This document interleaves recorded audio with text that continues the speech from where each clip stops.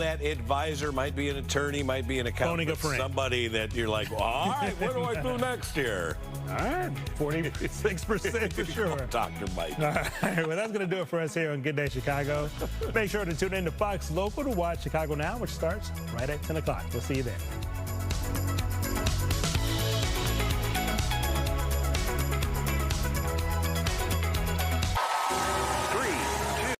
Caitlin, did you have a nice long weekend?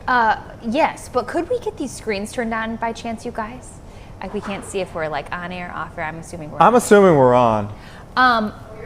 Oh, we're okay. Yeah, there we go. Long weekend. Yeah, you know what? It was a great weekend. Was it long?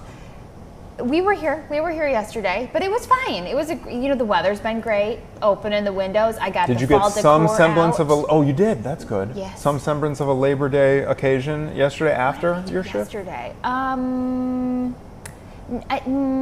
so much. I don't even remember yesterday. Isn't that funny how that works? What happened yesterday? What did you do? Well, I worked as well. Yes. And then we had a nice little barbecue with our friends right here in the city of Chicago. Oh, you did? And it was great. It was a little backyard family. Did you have a brew or two? I did. Okay. I did. Good. I can't remember which kind, but I do find it fascinating that I think at the pace of life we go, it is easy to forget what you did the day before. I honestly still can't remember. Is that a problem? I went to work. I got home probably around like 3:30. My kiddos, what did we do? We went to the pool for a little bit. We've got a little community pool that we go to sometimes. Is it about to close? Because that was the last day. Yesterday was the last day for pools and beaches, and now we're officially in the fall. I feel like, and maybe I'm not alone with this, I am either like light switch on with the season or off with the season, and it's taken a long time. But what did you just say? I am on with the season. I got my little wax melts. Like I said, I got my fall decor, went to Target, had a little fun. So it is officially fall. And you're leaning into it now, finally. Full force. Got Oktoberfest beer in my fridge. Oh, there you go. The Sam Adams Oktoberfest, is that what that is? No, this is a Bell's, I think. Oh, Bell's. Yeah, okay. I've never had it. I was like, give me some pumpkin beer. And he was like, they've got Oktoberfest. We have a really fun show coming up. First of all, that was awesome. If you were just joining us over from Good Day Chicago to see Jake flying. I was dying, literally dying. He was flying in the indoor skydiving facility, and that looks like a ton of fun. Life. Yes, it does. What a good assignment. His mouth was wide open, ajar, if you will, the whole time when he's flying in this thing. It looked like a great time. Got to wear some pretty cool flight gear, too. I thought he was scared at first. We had a little text thread going this morning. They were like, Jake's not flying. Don't ask him about it. And I said, you're a big chicken. I think that motivated. They read that text live on air. I don't know if you knew that was going to be disclosed live on air, but I think Jake read it live on air. That was good. Yes, he did. And then I said, I take it back. You did good. But no, that does look like a fun time. I can't wait to speak with our first guest coming up a little later in the hour. A Chicago man who has cycled hundreds of miles for cancer research. We're going to talk to him about why he keeps pushing through grueling rides. This is close to me. I don't know if you know this. I cycled across America when I was, not for a cause. I should have done it for a cause. This was just a trip with a friend of mine. Because you wanted a sore butt. Exactly. It did get sore. Yeah. But I know what it's like to do a grueling ride. Wow. In the Kansas heat, 95 and humid through Kansas, into the wind. Who did you do it with? A friend of mine from high school. That's so fun. We biked from Virginia Beach, Virginia, all the way to San Francisco, California. No freaking as 23-years. Yeah. So we're gonna get his story. Yeah, it was a story for another time, Caitlin. That is It was awesome. a wild adventure. We just camped where we could. No way. I'll tell you this. Our kind of MO was we'd pull into a small town, we'd go to a church and just say, can we camp on your back lawn? No joke. Not one church across America said no. And they said you can use our bathroom too. So a lot of them did. They said, we can open up the fellowship hall for you. I'm not kidding. How long was this trip for you? 70 days, 75 days. What? Yes. Did it change your life? It was amazing. Yeah. It's like hiking the Appalachian Trail, but instead you're biking across the country. I remember crossing the Appalachian Trail, and we met a couple through hikers because we pulled up to the trail to take our break. You got to take breaks on your bike, and we met a couple through hikers that came through. We traded stories and snacks. It was so fun. It was so fun. We need to do like dive deep. I've got a whole journal. I've got a whole like. Did you have a huge backpack on? Did you burn? Did you have enough sunscreen? Packs on your front and back, and yes, all that stuff. We had packs, and then I had like sleeping bags and pots and pans hanging off the bike. No way. It was wild. Did you lose a bunch of weight? Oh yeah, I mean. Yeah. I didn't have. I think I pulled into San Francisco at like 139, something like that. No way. I'm 5'9", FYI. Would you do it again? Context. Yeah, I told Theo we're doing it when he's like 17. When he's 17? Yeah. I'm gonna drag him. Oh. We're doing it. Father, son, across America. I am so interested. I gotta get a leave of absence or something to do that. But okay, and then later in the hour, I appreciate your curiosity, Caitlin. I have so many questions. We have science with a pop. Who doesn't love bubbles? We're gonna do some really wild bubble experiments right here in the studio. And the cool thing is you can do these at home as well. Yep. Giant bubbles, bubbles that almost never pop. Whoa. And also bubbles filled with dry ice. Filled with dry ice? Filled with dry ice. So I'm wondering if they're gonna be like cloud bubbles. Oh. I can't wait to see it. Yeah, me neither. All right, but we got some trending topics to get to. Oh, do you have your nail here? This is a segue, but like, let me see your nails. Hold on. Yeah, let me see your nails. You got some fancy stuff going on. Yeah. Okay, so these that's beautiful. So are those lilacs? I think so. You know what I do? Because I am such a type B person. I literally go there and say, whatever you want, help, like, use your creativity, go to town. And she does a fabulous job. And this time she picked purple flowers. I love it. I love it, Caitlin. Yeah, so we're going to talk about gel polish. So this is another option. So this I think is acrylic. This is how much I know. Okay. I think this is acrylic. Gel polish. So when you go get your nails done, Anthony, you can pick regular polish or gel nail polish if you're just going to get them painted. Regular is acrylic? Regular is just nail polish that you put on your regular nails that chips off. Okay. Super annoying. Gel lasts a little bit longer, maybe 2 weeks. It's a little more expensive, and you put your hands underneath those like lights. So I thought that this story was going to be about the lights because they say that can give your hand cancer, skin cancer. But actually, we're talking about an ingredient in the gel nail polishes that, as of yesterday, the European Union banned. Okay, so let's get into this. Anthony suggested I don't try to pronounce this. Don't do it. So I'm just going to call it TPO. TPO. It's an ingredient called TPO in this nail polish, and it's what gives the gel manicures that ultra glossy finish and fast dry time under UV or LED light. So I'm wondering if it's in the acrylic too, now that we're saying it, because you do put your hands under those lights. But EU regulators ruled it as toxic, linking it to fertility and reproductive health risks. Yikes. What? Because we've been trying to, I mean, by we, I just mean collectively, fertility has been a issue. Everybody I know is having problems. I don't think, you'd be hard pressed to find anyone who's like kind of in our age range who hasn't gone through infertility issues themselves or knows someone very, very close to them that has experienced it as well. And there's just been all kinds of speculation. Microplastics exactly. Whatever. Yeah. Or processed foods. Sure. Right? Yeah. Anyways, we could go down that's a so whole, gel polish, this has been popular since the 2000s. So have you done gel polish? Of course, who hasn't? Okay. So it's carcinogenic, mutagenic, or toxic to reproduction, which that's the other thing is, you're pregnant, one way to treat yourself, get your nails done. And you wouldn't think, but if you really think about it, your nails are porous. And when they do the gel nail polish, they kind of what is that called? Your nails are porous? Of course they are. I guess that makes sense. They use like a nail file to get your nails down, and then I could so imagine it might find its way up into the bloodstream somehow. Yeah, okay. Or onto the skin, and the skin absorbs it, and probably, Could be. So the EU often moves faster than the US on cosmetic safety. It also banned ingredients like BHA, BHT, and even the so-called yoga mat chemical found in bread. So here in the US, TPO is still unregulated, but some experts say the ban is precautionary since most studies linking TPO to health risks are based on animal data. Nail salon owners argue the deadline came too fast, leaving them scrambling to find TPO-free alternatives. Huh. I get it. I mean, because The thing is, you're paying to get your nails done, and if you get just regular nail polish, it just chips right off. I could imagine all nail polish is bad for you if you think about it. It's like makeup, it's all the things. So I guess there's just a risk benefit weight to go on with this. I wonder if that's going to happen here in the U.S. too. Yeah, and if people will hear this and avoid doing that. I doubt it. Because like I said, those lights, we know that they're linked to skin issues, skin cancers. Also, people get infections all the time getting their nails done. If you have a cut, you put your foot in the baths, you could get an infection. You could get an infection from a nail salon if they don't properly clean their tools. Yeah, it's a hazard.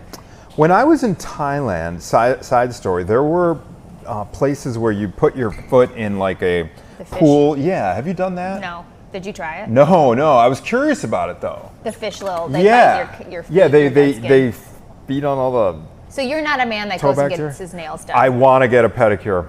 I definitely want to get a pedicure because, well, I don't want to go into too much detail, but that's on my list. Your feet are gross. They're not. It's not that they're that gross, but like there's like these vertical lines on them. Okay. And I wonder, I've Googled it and it's like, it's perhaps a vitamin deficiency. No, it's like vertical lines on the nail. Oh. And I can't get one of them to like grow out properly. I just want to. It's from that bike ride that you did. Could be. It could be. Kaplan gets his nails done. You should I'd be, that's been on my list. I don't care about these. Yeah. I want the comfort. It's almost like for a comfort too. Like I don't know how to describe it, Caitlin. I get Every once in a while, I just get a little pain down there in the toe area. It's just that sounds like a doctor issue, Anthony.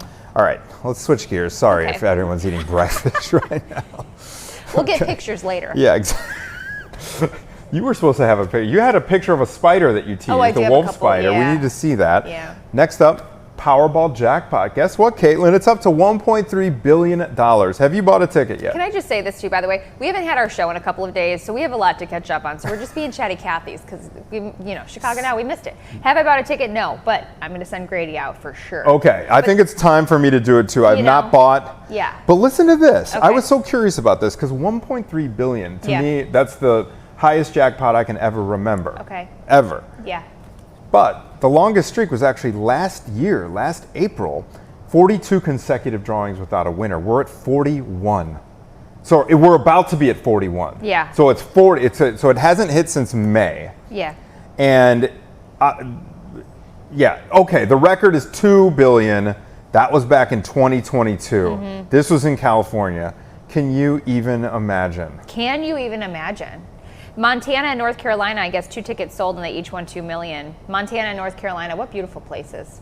Amazing. Those lucky ducks. Amazing states. I can't imagine. I feel like that would be a wild, obviously, it would be a wild ride. Like our question of the day today, our mega poll was, what would you do like immediately if you found out you won this $1 billion? What was your answer? I didn't hear it. And the mega poll just closed, right? 13. Does it close at 10? I think so. I think so. Yeah. Most people voted for the same thing, but reaching out for call an advisor. Yeah. That'd be move number one. I don't think I'd believe it. I think that'd be my thing. Me I'd too. be like, there's no way. That was my answer too. My answer was like literally first thing would just be to stare at the ticket and then stare at the matching numbers, stare at the ticket, and just do that over and over because I don't think it would really, like I'd triple check, I'd quadruple check. And that would be probably hours. Then, okay, so after that, let your mind go to, it sinks in. That it is You won. And you're and what would you? Someone named Q commented, so I'm going to steal his answer. Okay. I can't remember what his last name was, but it was Q was his first initial. He commented on the mega poll this morning and he said, sign the back, call your mom to tell her, take a picture of the front and back, and then drive to the lotto office. Call your mom? Just to let someone know. You wouldn't call your wife? Yeah, I'd probably call my wife. What? Yeah, so Q's answer, okay, I took that as call a loved one. Call a trusted loved one. Maggie. Anthony's calling his mom. Although it'd be kind of fun to surprise your spouse, wouldn't it? Like after the fact. That would be the best part. Maybe like once the money's in the bank, like, hey, sweetie, will you log on to our bank account for a quick? There's no way you'd be able to wait that long. Do you think you could? Wouldn't that be fun though? No way. Grady does do that. Yeah, he likes to surprise me and do silly things like that. I could not. I think that would be so fun to get all your ducks in a row. have a deposit in your savings or whatever, Can and you then just imagine, like, make just the call. watching them, like, Just melt? by the way, a couple months ago, like, or a couple, No. imagine how long could couple you months. last without 0 seconds? 0 seconds. And I'm not calling my mom. Love you, Mom. I know you're watching. But Grady's But I getting the gotta call. call Grady first. Okay. We've Maggie, got the you're getting the bills. phone call too. All right, up next. This I'll call you is second, Mom. unbelievable. Okay. Northwestern Medicine has performed a triple organ transplant. Here's the quick backstory. It's another trending topic before we get to our guests today. Jessica Lopez, 32 years old, from Chicago, blinded by childhood cancers, leukemia, and retinoblastoma. Years of chemo saved her life, but she suffered from some long-term health issues. She just got engaged in 2023. This would be a blow. You learn you need, after you get engaged, you need a new heart and a new liver and a new kidney. I mean, there are people who wait on these transplant lists, the organ donor list, the recipient list, for years. They have to go through, what's it called? When your kidney's failing, dialysis. Oh. And it's super painful. I heard, just awful. Takes it out of you, from what I've heard. Yeah. So on February 24th, 2025, Northwestern Medicine performed a rare triple organ transplant. This has only happened 59 other times in recorded history.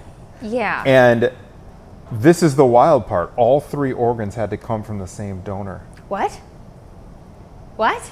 Why? Yeah. Oh, it's more complex because Got her heart me. damage came from chemotherapy, not typical heart disease. My question would be, why? It's almost like, shouldn't we do one at a time so that you can, like, make sure that each one I wonder works? if they did it in stages. Yeah. Let's do number 1 heart first, probably, most importantly, right? Come But they from the did all same 3. person.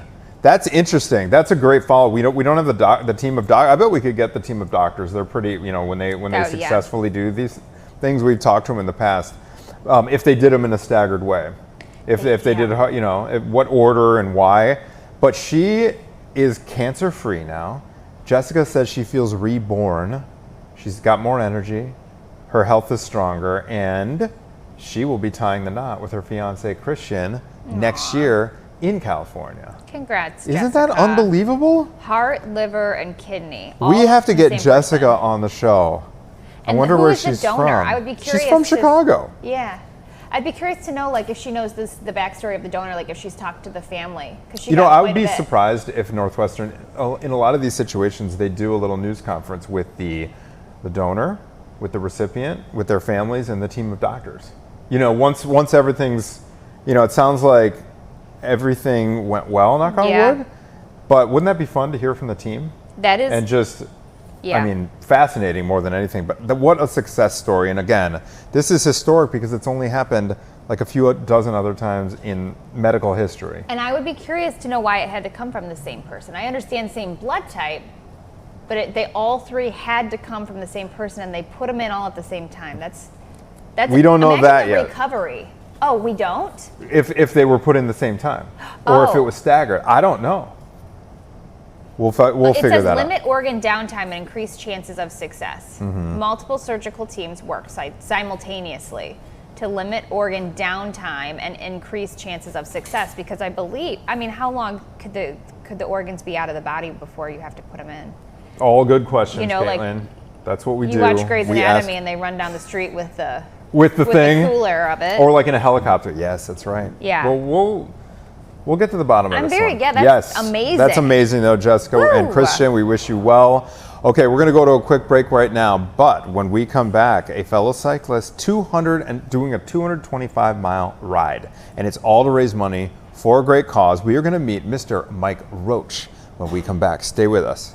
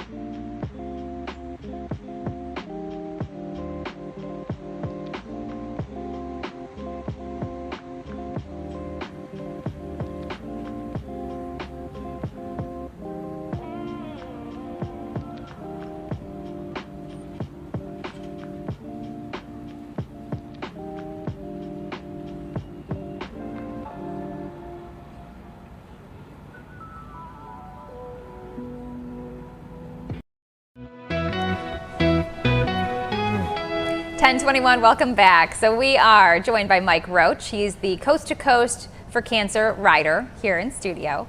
So later this month, Chicago area man is cycling 225 miles to raise money for a great cause. So Mike Roach is participating in the Bristol-Myers Squibbs Coast to Coast for Cancer ride to raise money for cancer research in support of the V Foundation. This marks his 5th time, participating in Coast to Coast for Cancer, but the first time you're riding through Illinois, your home state. Correct. Thanks Where for are you coming from? in this morning. I'm from Orland Park. Orland okay, Park, nice. southwest suburbs. That's Yeah. right. Now, the V Foundation, so we know, this is Jimmy V? This is Jimmy. Okay, V. yeah, Valvano. Yeah. And tell us about the cause, and then we'll dive into what you guys are doing. Absolutely. So I'm, along with 108 of my fellow BMS employees, we're participating in the 2025 Coast to Coast for Cancer ride. It actually is going to kick off this Friday in the Pacific Ocean in Cannon Beach, Oregon. Goes over 27 days, 9 different teams. On October 1st, the last team will dip their toes in the Atlantic Ocean in Long Branch, New Jersey. And the goal is to raise over $1 million for the V Foundation in advancing cancer research.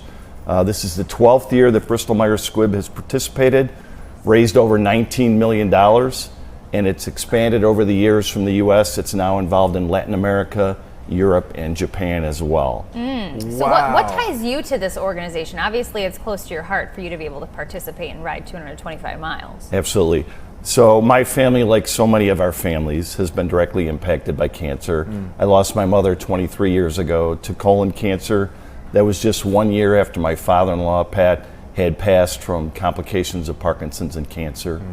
Fast forward, my mother-in-law was my last surviving grandparent for my 3 kids. She had 8 grandchildren. She was diagnosed with metastatic breast cancer 8.5 years ago. She fought valiantly for 7.5 years. She was able to raise all of her grandkids, even to the point where my nephew was married about 8 months before she passed. In my previous rides, she was always one of my big cheerleaders. She kind of thought I was half crazy, but it meant a lot to her as she was going through treatment for me to do this. And it's just been an incredibly rewarding experience, and the company is so good about sponsoring it and raising all this great money. And they obviously give you a few days off to do this. So paint a picture for how this is going to unfold. I just saw Cannon Beach, Oregon. Right. Okay, so you are on a team with Correct. 27 others. I'm on a team with 11 others. With 11 others. Our team will do St. Louis to Indianapolis over 3 days, approximately 225 miles over those 3 days. Okay, so how does the bike or the team get from Cannon Beach to St. Louis? Are there other teams of 11 that are going to be doing Absolutely. stages? Okay. So Bristol-Myers contracts with a coaching company and a logistics company. We get coaching started in March. We've been doing training since March. Wow. We've gotten together for team rides twice over the summertime to meet your team, to build some camaraderie. And then we have a logistics company that has the vans and all the support put in place. I'm telling you, it's a fantastic opportunity. Wow. You're treated like a king, but most importantly, it's to benefit patients and raise a lot of money for the V Foundation. So talking about these people who are participating, obviously you have to have a good bike and good gear. So how have you guys done that? Is the company providing these things for you? Absolutely. So it is a competitive process because so many of our fellow employees want to participate in this. It's the 12th year. Yeah. So you submit your name in the fall and you give your reason why, and then people are selected. You're provided a very nice bike, and you can make a donation to the V Foundation at the end of the ride to keep the bike. You're given coaching, you're given support. It's just a fantastic opportunity. And really, most people haven't ridden a bike in 20 or 30 years. Oh, really? And they're starting from absolute scratch. And by the end of the training period, you're doing 225 miles. And it's a really rewarding experience. That's unbelievable. So is the 225 over the course of 3 days then? Absolutely. Okay. So in your training rides, have you pushed up to, because that's averaging 70, 75 miles a day. Absolutely. Now, fortunately, your stretch is relatively flat compared to the folks I'll hold you to that. I'll let you know. Actually, Missouri, There's some hills, but you're going to be on Absolutely. the Illinois side. Actually, they'll creep up on you. Those Missouri hills are not easy. Absolutely. However, so what's been your kind of hardest training ride as you lead up to this event? So we build up every month. We have monthly mileage markers at the end of each month. To give you some idea, this weekend upcoming will be my August monthly mileage marker. 3 days, 50 miles, 50 miles, 70 miles. Ooh. So we're not kidding around. No. Yeah. If you have advice, I'm sure, do you know the age ranges of people who are participating? I can tell you that it's anywhere from the mid-20s into the 60s and everywhere in between. Some people are gifted riders. They might be marathon runners. Some people, like I had mentioned, haven't ridden a bike in 30 or 40 years. So do you find that this has changed your life, getting into this, even just the exercise, the daily routine, the training, the vigor, the mind challenges that you've gone through training to do this? Absolutely. First and foremost, it benefits patients. Yeah. We raise a lot of money in doing so. Yeah. But just the camaraderie, you meet people from around the country that you never would have had a chance to interact with within the company, and you build lifelong friends. It's wonderful. And it's really a super rewarding experience. I can't tell you how rewarding it is. How back to square one did you have to go, or have you had cycling as a hobby through adult life? No, I did not. I rode as a kid like we all did. A good friend of mine, Mike, who works with the company as well, talked me into it in 2018. And of course, I'm wearing the bike kit that we wear. Nice. And you clip in, you're very aware of it. Yep. And it's quite a bit to get used to. Yeah. And as I'm sure you can imagine, there's a lot of falling down, a lot of humility. The first time you put the bike kit on as maybe a more mature gentleman.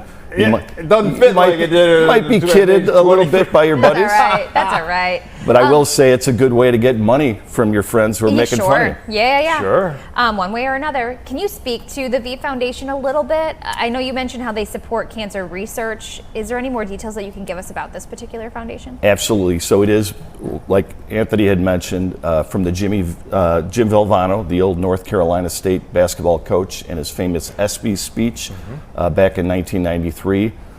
Bristol Myers Squibb has partnered with the V Foundation for a number of years. A very interesting point, and what I stress to the people who are fortunate or good enough to donate to me is 100% of every dollar is used in advancing cancer research. And it's an incredible journey that they've been on. This is just one thing they do to raise money, but they've raised a ton of money over the years. Like I had mentioned, Bristol Myers Squibb, in our 12th year now, exceeding $19 million going directly to the V Foundation to advance cancer research. Wow. And 100% of the donations go directly there. I'm super inspired by the fact that it's not a have-to thing and that it was actually competitive to even be able to do it. Absolutely. That speaks a lot about the folks that you work with. Okay, it does. What do you think, because you mentioned, there's an application process. You got to write an essay. You got to kind of demonstrate why you're the right match to be on this exclusive team. What do you feel like it was about your application or your backstory that might have made the difference to get you on the squad? Well, everybody's a little bit different, but everybody has a unique story. Cancer has impacted all of us. As a matter of fact, of the 11 people on my team, 2 are cancer survivors. Oh, wow. So it is amazing. And I've ridden with people in the past who've gone through all different kind of struggles. They may have lost a child. They may have lost a spouse. It's an incredible experience, the stories you hear. Every story is a little bit different, but they're all super inspiring. And people rally to the cause, understanding that this is such an important thing to do to raise more money to get better treatment options for cancer patients. So we still have a couple more weeks until you ride. Can people still donate? Can they find you online? I'm glad you asked. If people are interested in learning more about it or donating, hopefully, it's cancerbikeride.org. That's cancerbikeride.org. You can look for my team, which is Outspoken for Patients. But there's 8 other teams. Outspoken. You like that? With I love it. an IN. I love that. That's very clever. And there's 8 other teams that every story is unique. None is better or worse than the other. If you can give a couple of dollars to support advancing cancer research, and the first team will be dipping their toes in the Pacific Ocean, the very cold Pacific Ocean, on Friday morning. and this thing will start. Nice. I didn't mention that's kind of a tradition when you do a transcontinental ride. You dip your wheel in the Pacific, you dip your wheel in the Atlantic, and it's, amazing photo op. Real quick before we let you go, because we're almost out of time here, Mike, but when you and your teammates ride, will you guys do like a pace line kind of thing and cut the wind for one another? Is that how it works and do it that way? I didn't know if you... So we'll have coaches for safety at the front and back. They're on radios. We also have 2 trail vans that are wrapped coast to coast for cancer, trying to get people to donate along the way. Sometimes single file, sometimes we do doubles. It's always about safety, and we ride in some pretty remote areas, and anything's possible from forest fires to storms to construction. So you've got to be flexible. You got to be ready for anything. But like I said, it's an unbelievable experience, and I would encourage not only to give, but to my fellow employees, challenge yourself. It's well worth it. Are you going to keep biking after this? I'm worried about this year right now. We'll get through this year. We'll get through this year. Mike Roach, good luck. Thank you very much. I love what you're doing. This is awesome. Thank you both. All right. Follow up with us after the ride. I want to hear all about it. Maybe we'll do. Well, you can get your wallet out anytime you know what? Outspoken. Outspoken for patients. Cancerbikeride.org. The number 4. Mike Roach, thank you so much. Really thank appreciate you both. We're back with more Chicago Now right after this.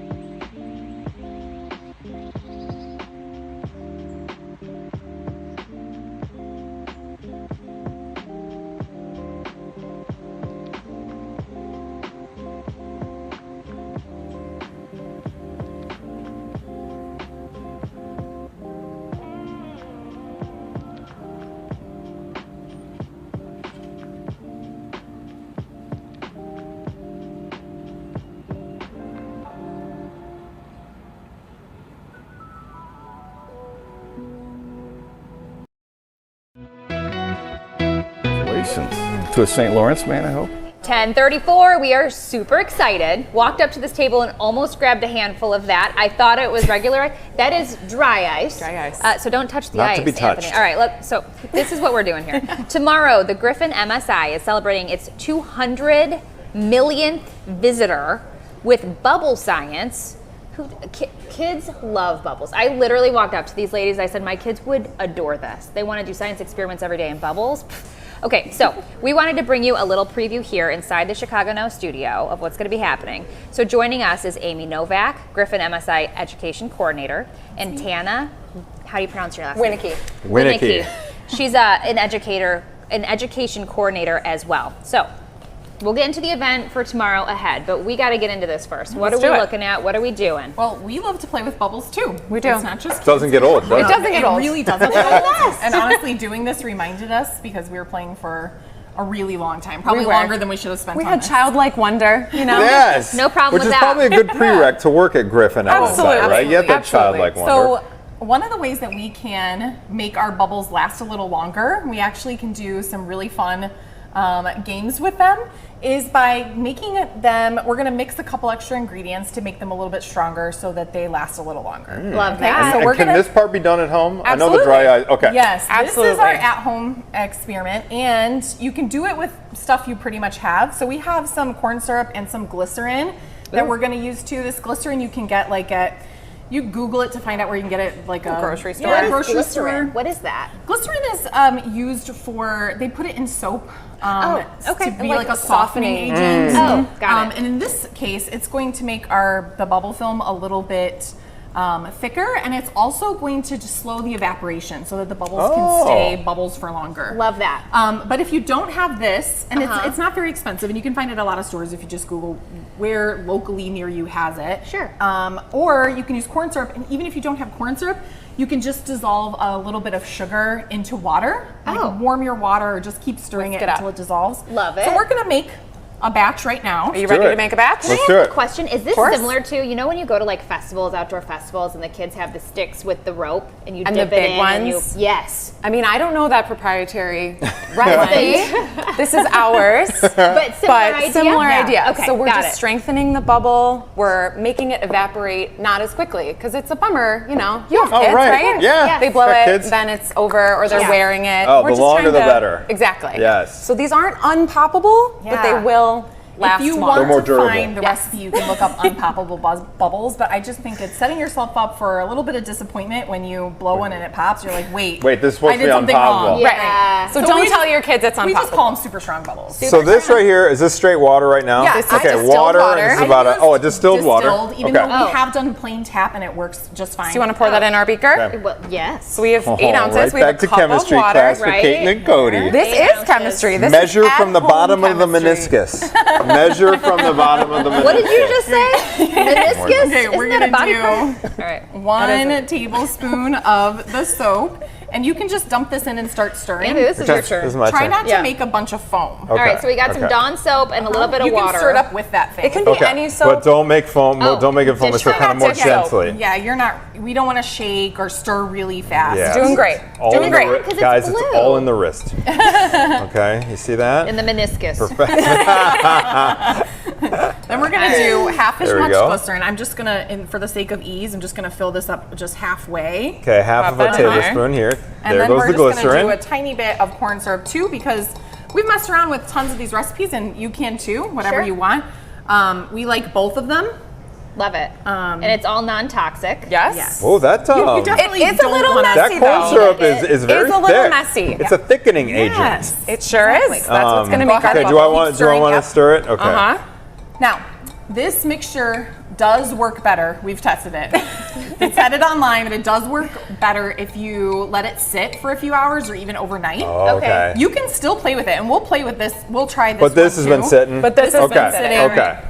Actually, I think we're going to do this one. Is that like a storage? You can save it for later? Yes. You could, yeah. If you use love that. if you want to Bring it save it home for to a the really kids. long time, Right. don't use the corn syrup because If that's the only thing that it's has the moldy. potential to Ew. mold. Okay, gross. got it. But you can use But the you can do the glycerin, glycerin. and the water, and the soap. Got it. Okay. So I'm just, you guys get a Easy. glove on, just one. and Do we Michael need Jackson these? You could style. Michael Jackson it. You can do it. You can put both. You can Yes. put both on. I'm just gonna blow some bubbles, and by the way, you can use a bubble wand, you can use a straw. I'm gonna try all these different straws in this bubble wand. Fun. You can even make your own bubble wand with some pipe cleaner just by twisting it into whatever shape wow. Yes. you want, and then dip the whole thing in and just kind of blow. Is this just to make, like, do the kids need gloves?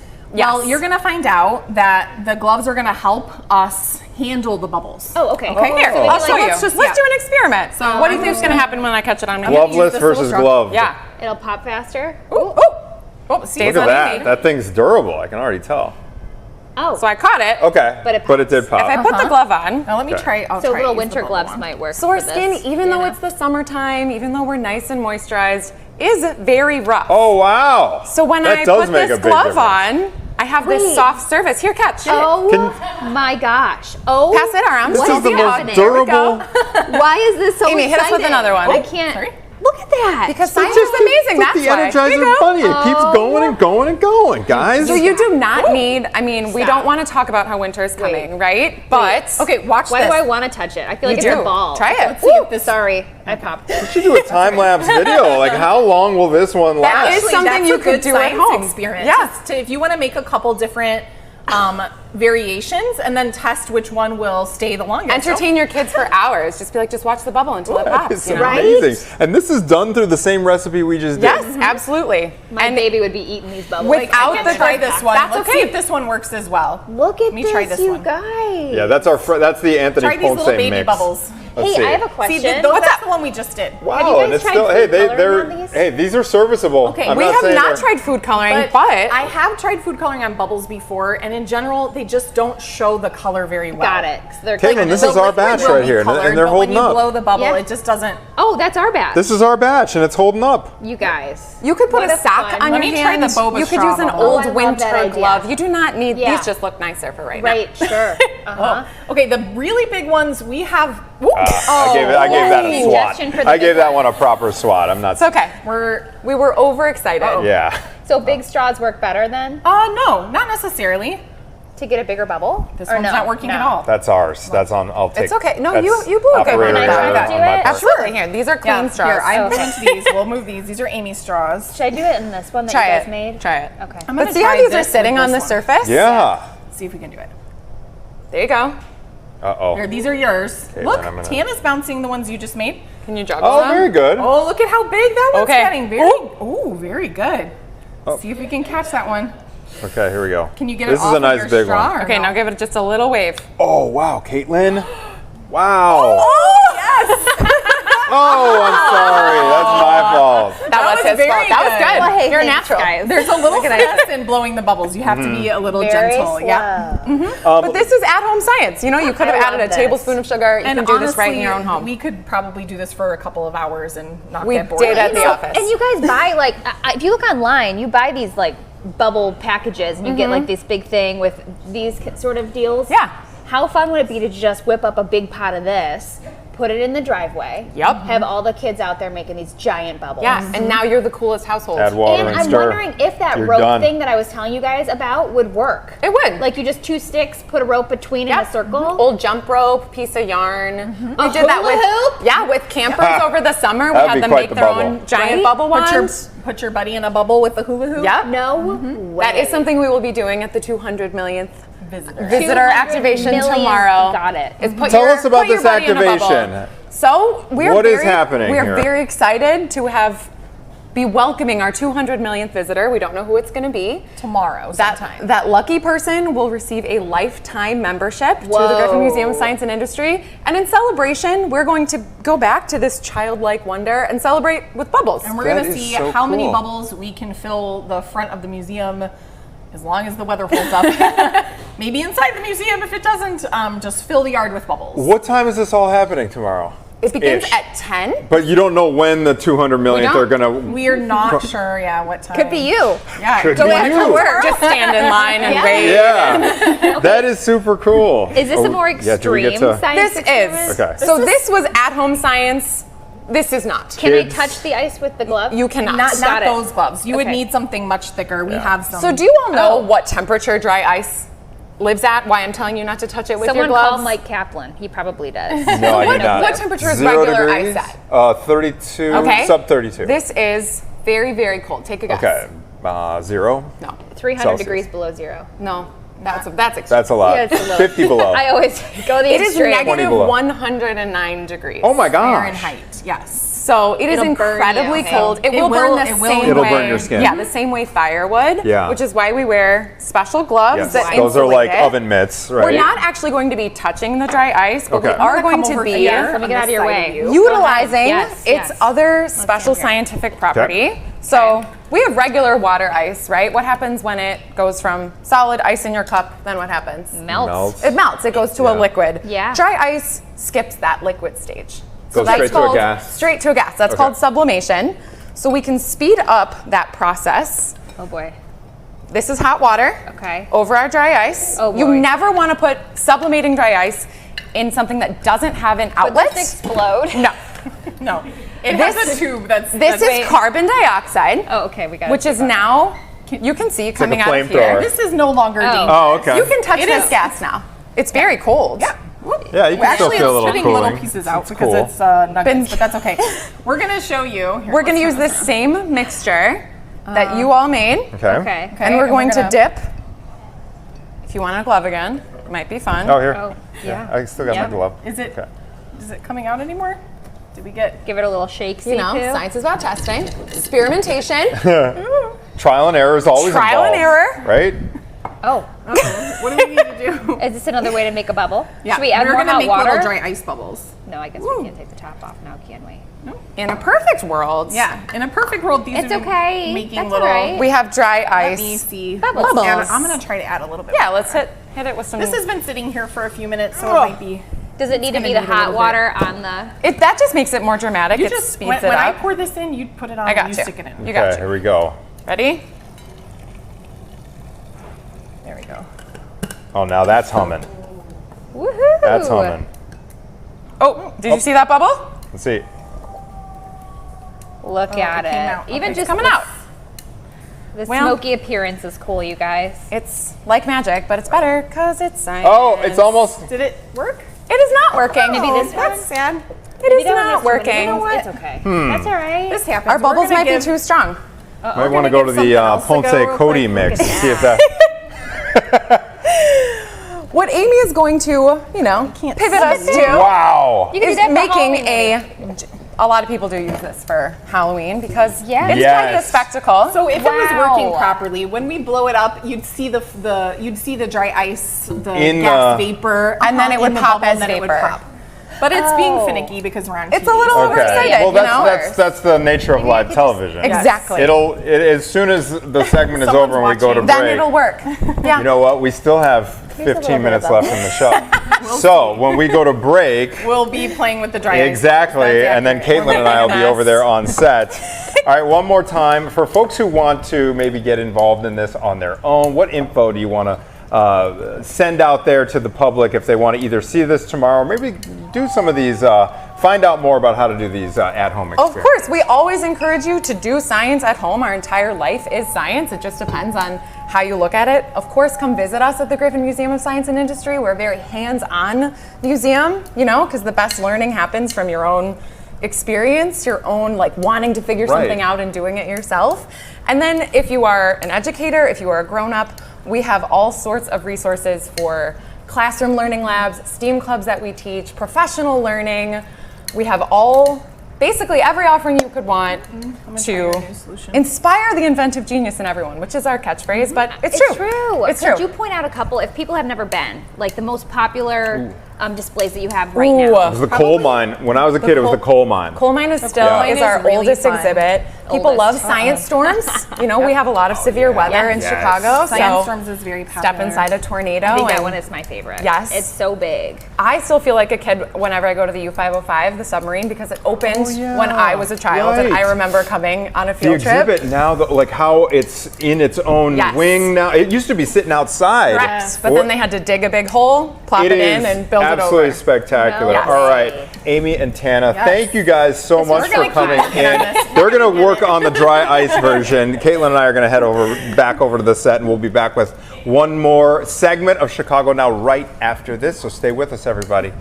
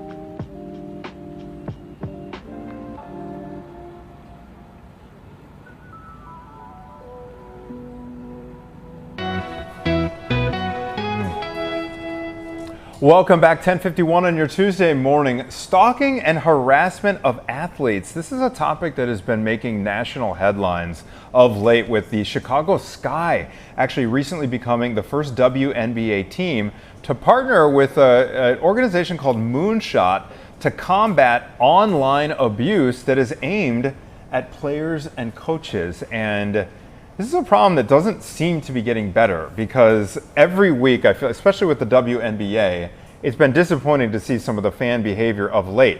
It's an issue that is growing in both scope and seriousness, especially in the age of social media where things go viral, right? So this morning, we are joined by Dr.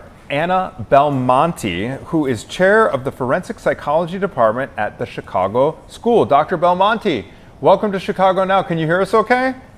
Yes, thank you so much for having me. Thank you so much for joining us. Let me start off by asking you, Dr. Belmonte, what is your reaction to what we've seen of late on social media with regard to the WNBA? Does any of it surprise you, or is this par for the course, America in 2025? Yes and no. Unfortunately, a lot of it is par for the course in the social media age, but it doesn't mean that that's not very disappointing and sad to see, and nobody should be experiencing anything related to stalking, like the behavior that these players are experiencing. Do you think that it's gotten worse with time, or is it just more widespread? We're getting the message more often now compared to in the past. I think that stalking in general is a act that has been in existence for many, many years. I think we're hearing a lot more of it because of the rise of social media, the prevalence of athletes. I think in the WNBA specifically, women's sports has gotten such a great new presence in the past few years. And so we're seeing so much more of it on our news, media, social media feeds. And again, that's just the day and age we now live in, with immediate access to people through our phones and computers. Is there anything that you can tell us, as non-psychologists, kind of layperson's terms, what condition or mental illness tends to be consistent in people who exhibit this kind of stalking behavior? Yeah, great question. So in general, people who have a mental illness, especially serious mental illnesses, tend to be the victims of violent crimes versus the perpetrators. However, in the very small group of celebrity stalkers, those people do tend to have mental illnesses, things from delusional beliefs, something called erotomania, where somebody believes that the person that they are infatuated with loves them in return. And so in this specific subset of individuals with stalking behaviors, they do exhibit some signs of mental illness. So sorry, your answer kind of confused me a little bit. So the stalker person has the signs of mental illness. Did you say that the person who is being stalked also? Or maybe I just misunderstood you. No, in general, people who have mental illness tend to be the victims, and so I always want to make that clear. But in this very small subset of people, the perpetrators do have a mental illness. Research has found most often. In the general scheme of things and violence in America, people who have a mental illness are more likely to be a victim versus a perpetrator in general. But not for this specific subset. Correct. Interesting. Yep. Okay. And what resources are available for folks that are being victimized here to kind of regain a sense of safety? Sure. First of all, reporting, obviously, the issue to law enforcement for investigation. But mental health services such as therapy and counseling support groups are always great. I think people who have been the victim of stalking, they may exhibit symptoms like hypervigilance or avoidant behaviors, things that are very similar to post-traumatic stress disorder. And all of those symptoms are things that a counselor or a therapist, psychologist would be able to help with.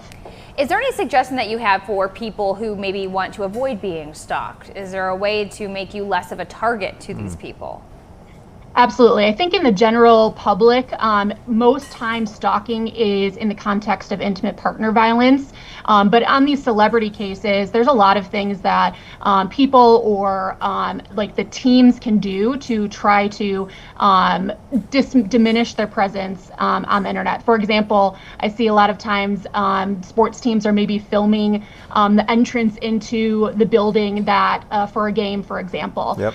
Those sorts of things help perpetrators understand the person's schedule, know where they're going to be at a certain time. It maybe shows them behind the scenes things that they might not have normally been aware of, such as like how do you enter a building or how do the players enter the building. And so watching, being careful of what's being posted and when it's being posted, I think is the biggest piece that can reduce some of these experiences. You mentioned, teams taking corrective action and maybe choosing a specific location if they want to keep with that content that is so nondescript that no one would be able to draw any kind of location or timing conclusions from that particular footage. The Chicago Sky is partnering with Moonshot. This is, to my knowledge, the first WNBA team to actually make this formal partnership. Do you think that we're going to see more teams and organizations adopt similar policies? I hope so. I think there's a large body of research out there that can help people understand how stalking happens, and companies like that may be able to help the team build that knowledge and enact those safeguards as we just mentioned. If someone feels like they are being stalked or they've got concerns, what should they do? Do they go to the police? Do they make a police report? Do they talk to, family or friends? Or what would you recommend? I think all of the above. Documentation is a huge piece. And if somebody is getting threatening text messages or some of the celebrities are probably seeing posts on social media about them, those things should be documented because stalking hinges on, stalking cases hinges on that documentation, that longevity of the behavior. And so any of that documentation would be essential for law enforcement officers to have in order to either determine who the individual is or end up finding who they are and where they are to apprehend them. It's such a big problem. Dr. Anna Belmonte with the Chicago School, thank you so much for your time and insight. Really appreciate it. Thank you. Yeah, it's interesting to hear because we've seen this unfold. I mean, in our business too. I know, and that's so spooky. It's so frightening, but I'm glad to know there are people like Dr. Belmonte and organizations like Moonshot that are actually being proactive against this problem because it's a major one. Mm-hmm. All right, that's going to do it for me and Caitlin here during our 10 o'clock hour. Tia and Gabriella are up next with another hour of Chicago Now, so stay with us.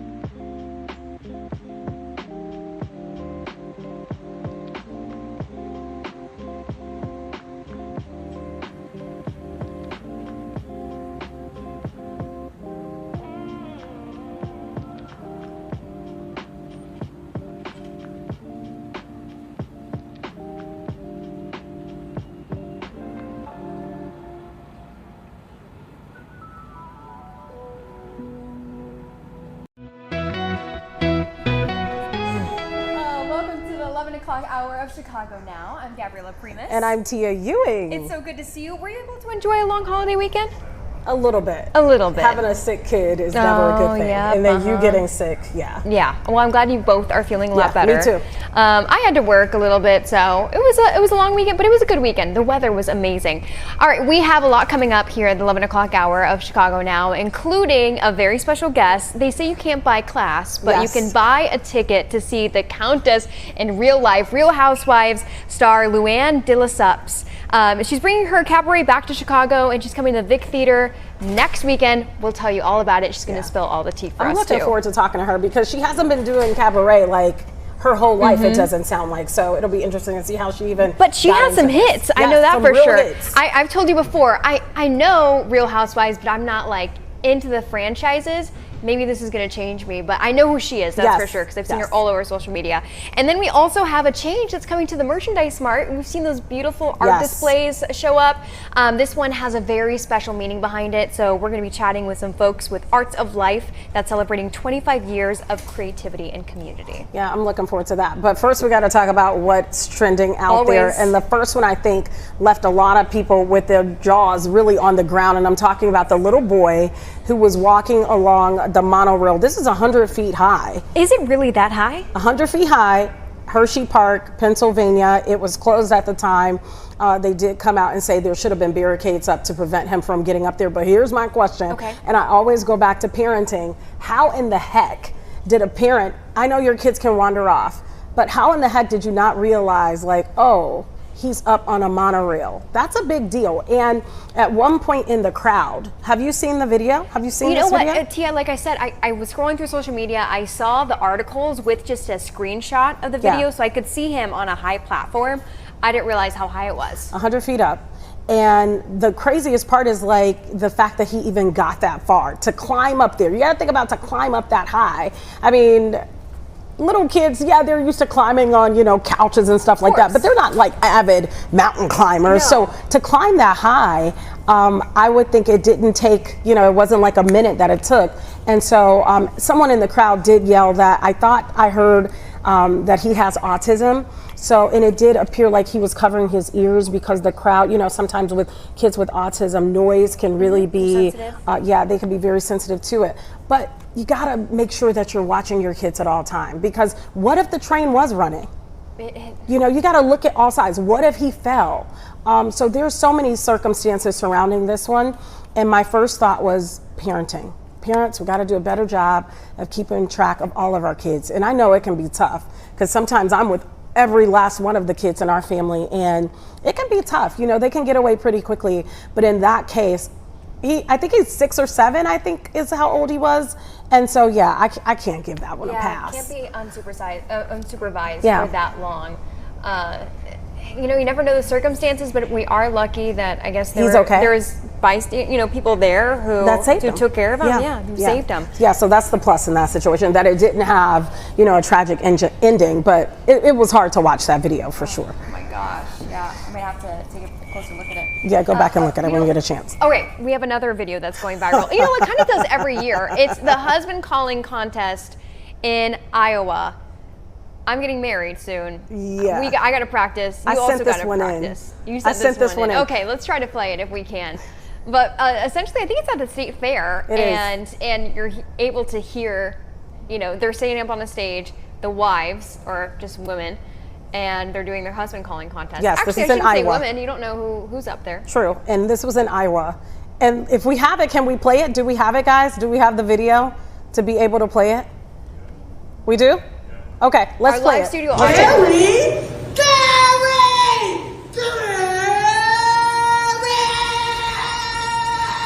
The devil went down to the Iowa State Fair. She was looking for a husband to call. She said,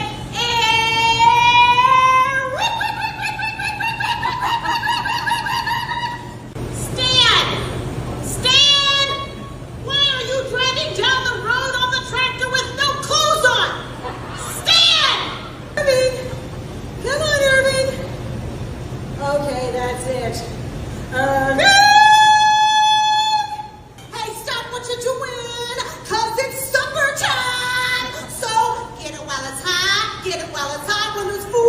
table. Get it when it's hot, get it when it's hot, cause I love my husband and I cannot lie. He drives me wild and I can't deny. When I walk out in this field and I call my husband's name, he better get his butt inside. So, get your butt, get your butt, get your butt inside. I'm making your favorite chicken thighs. Get your butt, get your butt, get your butt inside. Cause it's time for supper.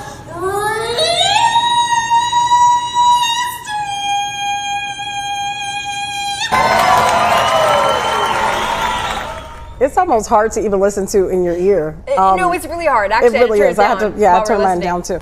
Okay, so what I like most about it, let's start with this part, the lead up. The story kind There's of. There's a storyline. That's what I was going to say. That was knew? my first comment. Yeah, I like how they can make it their own. Got to get my husband in the field. Yeah. What did you think about the calling? If you called your soon-to-be husband the way that they called their husband, what do you think the reaction would be? I thought you were going to have me do a husband call. I am. That's the next. That's the next. His reaction would be like, what? And then it probably a couple cuss words like, what the? What would you say? How would you do it?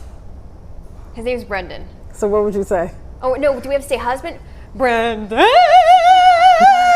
That's the first thing I have to say. What? Gabby. I don't know why. That just sent a chill down my entire body. I feel like they should do it at the Illinois State Fair and have you come out. Hold on. Now you need to do one for Early. I know, and most people don't believe that's his real name. I don't even know how I would do it. I feel almost ashamed. No, whatever comes to mind. Early!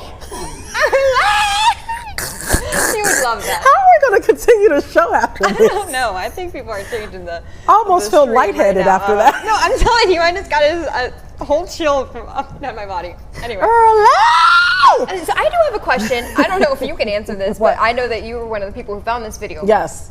Can the champion from the year before come back on? I didn't go that far. As soon as I saw it, I was like, we got to get this on the show. I'm gonna be honest, I didn't look in depth to see what you win or anything. I guess you're just called, the husband calling champion of that particular year. I don't know what you win, but I was so fascinated by the video that I was like, I gotta send this in. So I didn't go that far, but I'm guessing you probably can't come back the exact following year consecutively. Yeah, you can't be the reigning queen and then come back. I don't know. Maybe they'll write us and tell us. Bren. So funny. You got to try it and record his reaction. Well, I got to also remember the first time around. Okay, so we had another viral video. There's another one that I really need to stay offline. We have a handful of guys. Yeah, let's be honest. I'm online a little too much, obviously. But when it comes to this one, I was really intrigued because I actually want to interview this young man because I'm curious of how you're in high school and you also run basically a business. He's a barber. And he's cutting hair. I believe he's 17 years old. He goes to Mount Carmel High School. And do we have the video to be able to show? So let's play the video. We can probably talk over the video because I don't know if there's much sound with the video. Is there sound with the video too? And is this posted on TikTok, Instagram? This is on Instagram. Okay. I think he has 45,000 followers. His name on Instagram is, there it is. It's Cuts by Trey Day. And he's basically, he is a good barber. And my husband goes to get his haircut. I'm sure Brendan goes to get his haircut. And you've seen sometimes, I'm like, don't go back to that barber. Mm-hmm. I've said that before. This kid is really good. And I'm just curious of how he's handling his workload and his business at the same time. And really, I want to bring him on our show because I think it's a good example of what more teens should be like. I think so too. We should have him cut somebody's hair on the show. That would be really cool, wouldn't it? Give someone a transformation. That would be really awesome. Even one of our engineers, someone who needs a haircut. Yeah, we got him covered. We got him covered. Line me up in the back.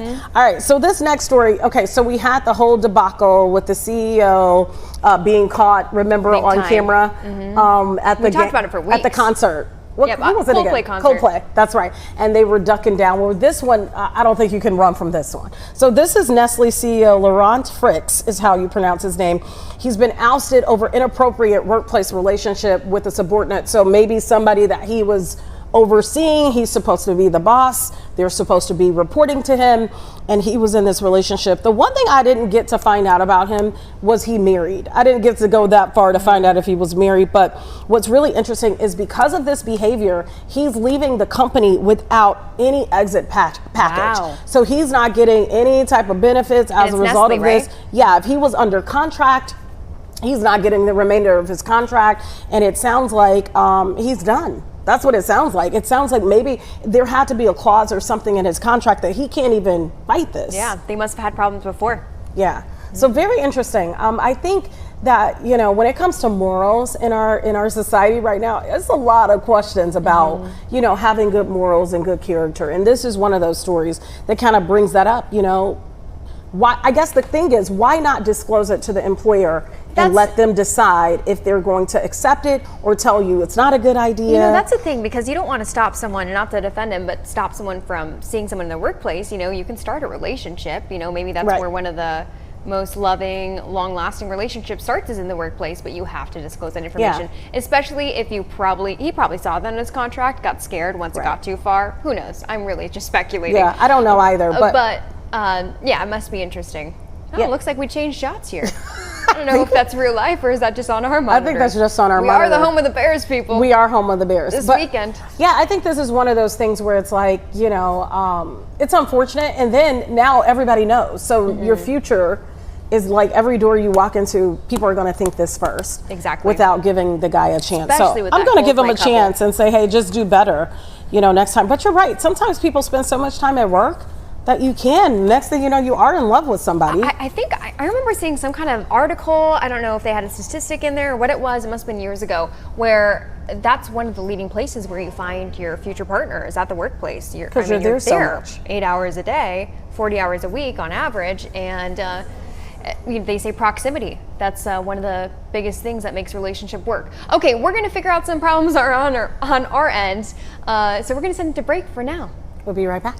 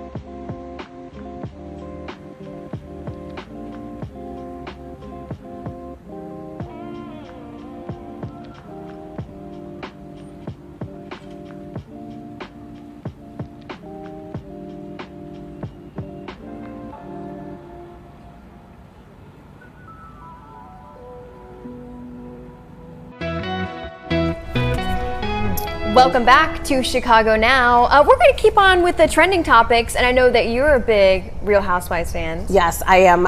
You know, I get into like certain franchises over others, but Real Housewives of Potomac is a big one, and there was a big scandal that unfolded in the last season regarding Karen Huger, who is considered the grand dame of that particular season and that show, that franchise, because she's kind of like the mother of the show. Okay. She's the oldest on the show, and she had a DUI. Ended up going to jail, and today she was released from prison. Now, here's what's interesting about this. This is crazy that I could talk about this because I watch these shows so much.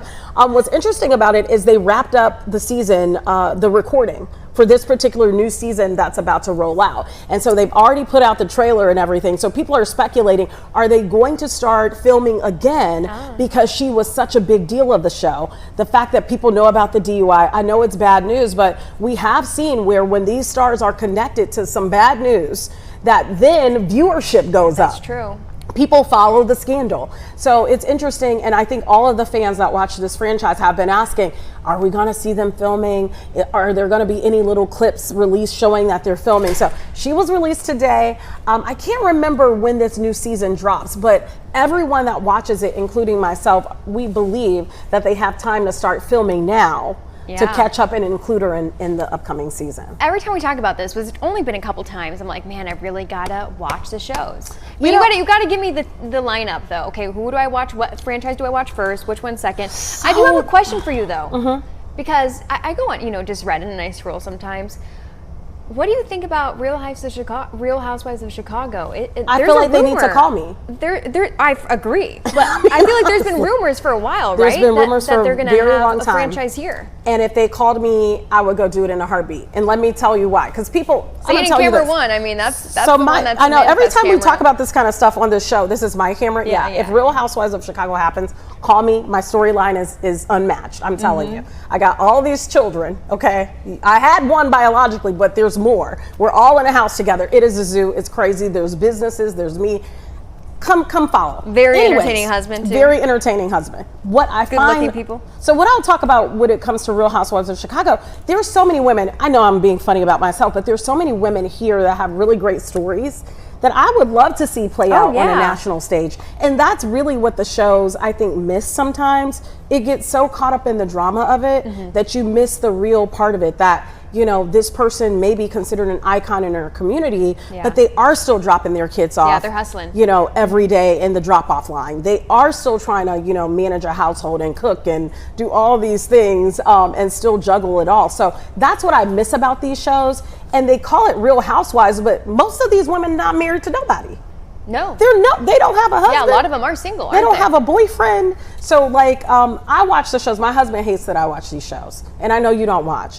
But I watch them because it's almost like a relief. Like if you don't really do anything, I don't really do anything bad. I'm not a drinker. I'm not a smoker. I'm not a partier. This is my guilty pleasure. Yeah, nothing wrong with it. And the fashion.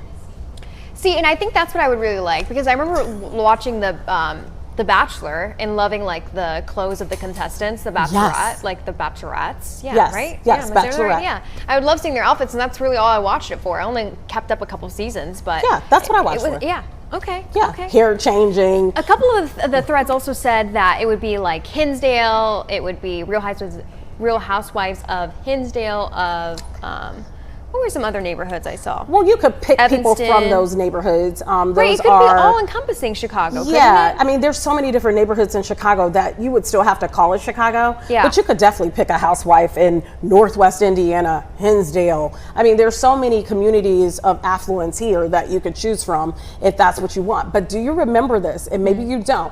Real Housewives of Atlanta, when that launched, which is really kind of the springboard for all of these other Real Housewives, they started, and most of those big homes and stuff were rented. And one of the news organizations went back after the season had aired to go look for said person at the home, and nobody was there. No they were way. rentals. I did not know that. Oh yeah, they were totally pretending to be, affluent and rich and wealthy, and it was not their real life. And now, though, it is their real life. So I love me some Real Housewives of Atlanta. Yeah, so that's Real Housewives of Atlanta that you're looking at there. That cast, though, doesn't really exist. I think the picture went by too fast, but there's really only one member of the cast that's still there, and not the original member. She wasn't even an original member, but the longest person that has been there, which is actually no. Oh, you got Drew Sidora. Everybody else on that picture there is gone. And this is the thing. It's always interesting, too, to see over time, once those checks start rolling in over time, people get, I don't want to say this because it sounds mean, but they look more and more gorgeous. Yeah. Oh, no. I mean, because I'm going to be honest. It happen with celebrities, singers. Money makes you look real good. It does. It does, so send me some. Come on, send me some. Yeah. If you see something you don't like, you can fix it. Yeah. I don't mind. Yeah, so it's been interesting to see people evolve. You're like, whoa, something's different, you know? Yeah, exactly. But, you know, yeah. And they have the best of the best. What were you yelling? You're never ugly, you're just broke. You're never ugly, you're just broke. That's what what our live audience. studio audience just said. Interesting live studio audience we have here. Yes, true, but that's a true statement. They're really outspoken, man. Sometimes I feel that way, like, man, if I had, have you ever thought that? Oh yeah. I mean, not necessarily that you would change something about yourself, but you would have so much flexibility to do something different with yourself. Well, there's so many things that you could do with like longevity, right? Like you could do IVs and that gives you the right amount of vitamins and supplements that you need. There's red light therapy. There's all this really like holistic medicine that's expensive. You know, insurance doesn't cover it most of the time. That I think wouldn't hurt anyone. Or even eating more organic. You know, you have money.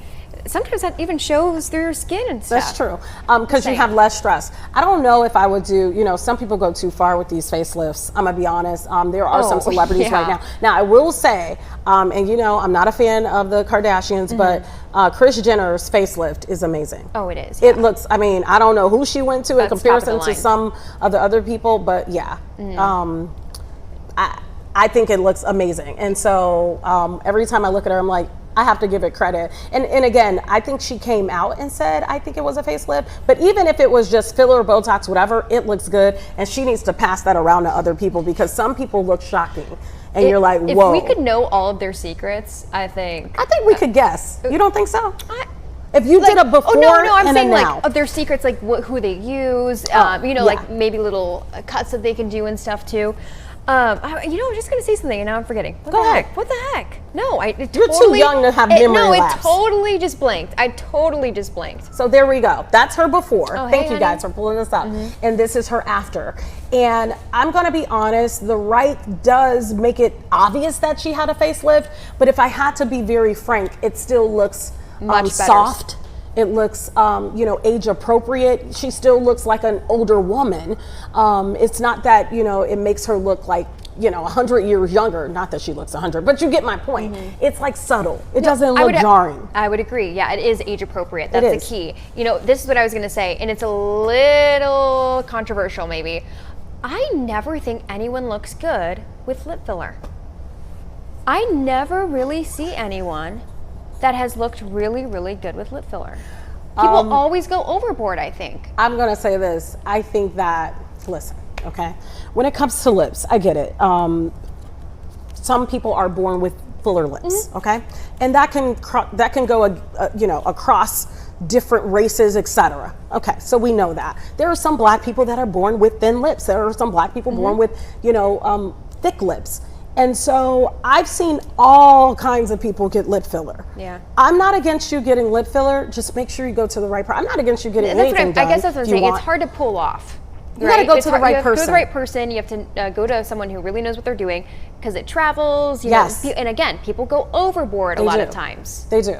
But I think unfortunately, I think social media plays into that because when you talk about people, for example, like the Kardashians who have had surgeries, and now maybe you followed them and you went and did what they did, the implants or BBL, whatever it is that they got, because I don't know exactly what it is. I'm not their doctor, but I'm looking at it, so it's something. Before and after, it's something.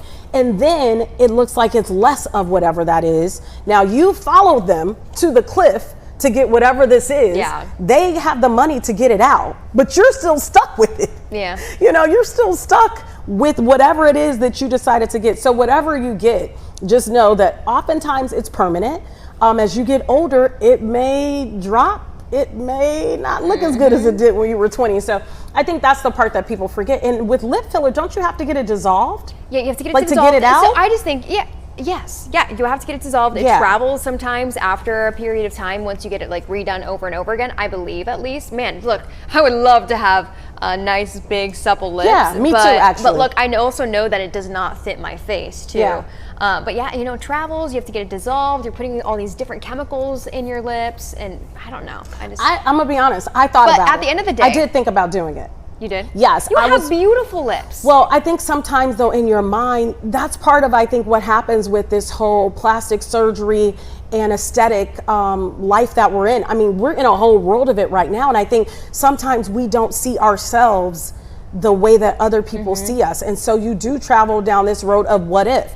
And I went to a place with my husband. He went to get, I think it's called dermaplaning or in Northwest Indiana. Is that the taking off kind of the fuzz? They do, or the layer they do of skin? that little needle on your face. Oh, it was that's like a microneedling. Thank you. Microneedling. Hey, a little needle. And he did it with a salmon, with like some salmon eggs or something.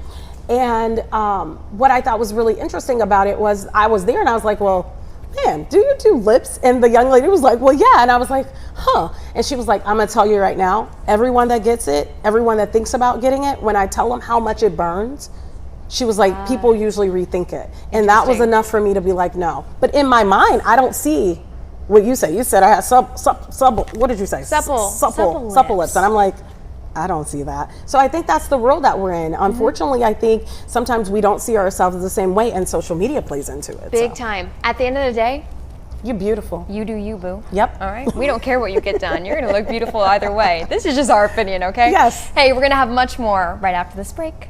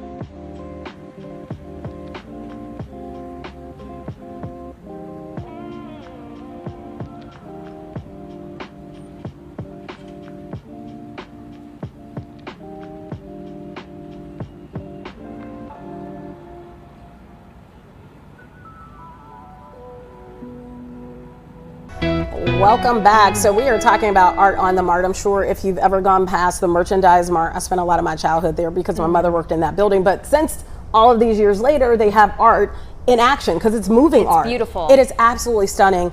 But this time it's a little different. The Chicagoland nonprofit Arts of Life will celebrate 25 years of supporting artists with intellectual and developmental disabilities. And this art will be displayed on the MART. And here to talk to us about it is Vincent Uribe, Director of Exhibitions and Creative Partnerships. Thank you so much for being with us. Thanks for having me. Glad to be here. So let's talk about this. Are these artists creating the art now? How long did it take to get to this point? Yeah, we're celebrating our 25th anniversary as a nonprofit organization supporting artists with disabilities.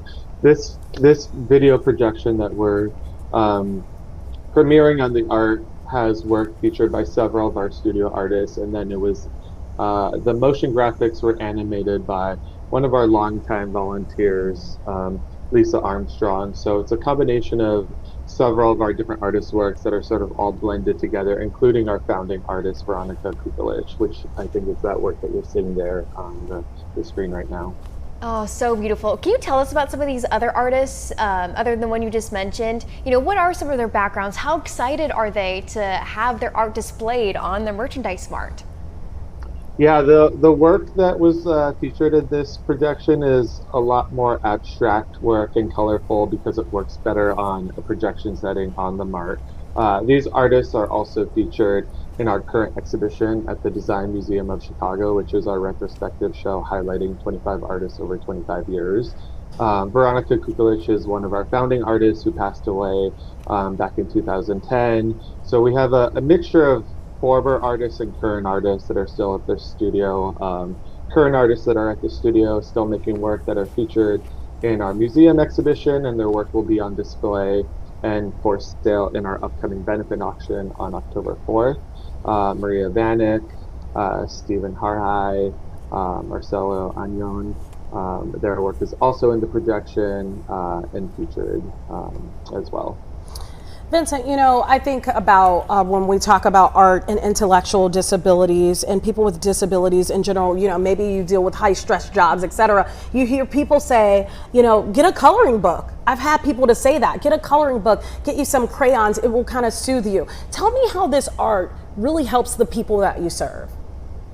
Yeah, you know, our studio is a artist first, you know, collective. We really try to give ownership and decision making back to our studio artists. We support over 80 artists, adult artists with intellectual and developmental disabilities, along within 3 different studio locations. One in Chicago's Westtown neighborhood, off Carroll and Damon. We have a location in the North Shore suburbs in Glenview, as well as on the south side in Woodlawn.